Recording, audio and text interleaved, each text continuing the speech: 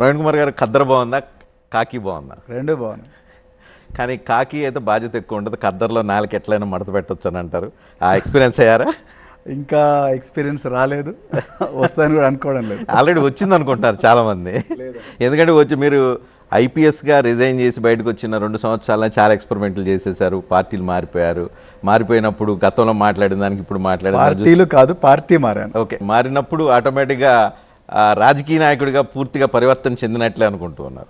నేనైతే పూర్తిగా రాజకీయ నాయకుడిగా పరివర్తన చెందినట్టని అనుకోవడం లేదు.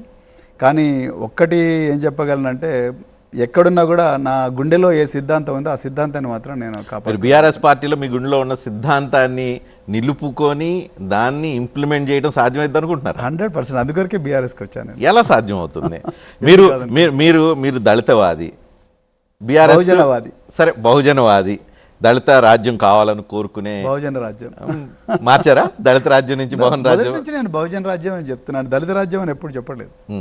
బహుజన రాజ్యం, బహుజన రాజ్యంలో దళితులకి ప్రధానంగా భూమికి ఉండాలని అయితే అందరికీ భూమికి ఉండాలి. జనాభా నిష్పత్తి ప్రకారం ఈ దేశంలో సంపద అవకాశాల వాటా జరగాలని కోరుకునేవాడిని నేను, అన్ని వర్గాలకు కూడా.